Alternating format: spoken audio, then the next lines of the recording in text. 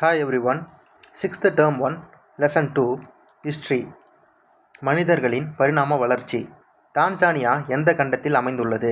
Africa. அங்கதான் மனிதர்களின் கால் தடம் இருந்துள்ளது.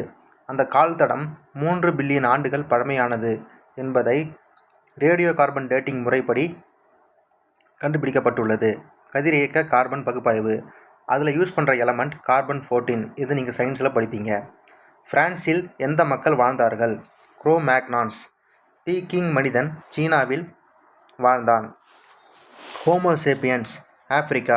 ஆப்பிரிக்காவிலேருந்து தான் பல கண்டங்களுக்கு அவங்க போயிருப்பாங்க. ஹைடல்பர்க் மனிதன் லண்டன். இதெல்லாம் அவங்க வாழ்ந்த இடம். நியாண்டர்தல் மனிதன் எங்கு வாழ்ந்தான் என்றால் யுரேஷியா. ஹோமோ எரெக்டஸ் ஆசியா மற்றும் ஆப்பிரிக்கா. ஹோமோ எபிலிஸ் தென் ஆப்பிரிக்கா. ஆஸ்ட்ரோலோபிதிகஸ் கிழக்கு ஆப்பிரிக்கா. எந்த மக்கள் குகைகளில் வாழ கற்றுக்கொண்டார்கள்? குரோ-மேக்னான்ஸ். அதாவது அவங்க பிரான்ஸில் இருந்தாங்க. அந்த குகை எங்கே இருக்குன்னா லாஸ்காஸ் என்னும் இடத்தில் இருக்கிறது. கொஷின் 5. ஆயுதம் தயாரிக்க எந்த கல் சிறந்தது? சிக்கி முக்கி கல், ஃப்ளிண்ட் ஸ்டோன் அப்படின்னு சொல்லுவாங்க. இன்றும் தீக்குச்சியை பயன்படுத்தாமல் நெருப்பு உருவாக்கும் பழக்கம் எந்த மாவட்டத்தில் உள்ளது? நீலகிரி. நீலகிரியில் ஒரு சில கிராமங்களில் இன்றைக்கும் அந்த பழக்கம் இருக்குது.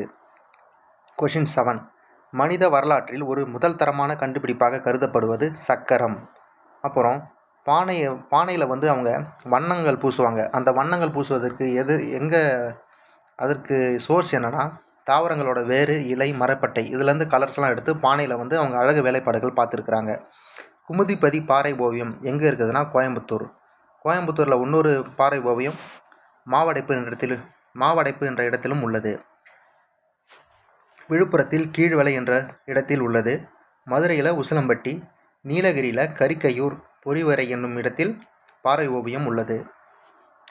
மனிதர்களால் வளர்க்கப்பட்ட முதல் விலங்கு நாய். ஃபஸ்ட்டு டொமஸ்டிகேட்டட் பண்ண விலங்கு அதான்.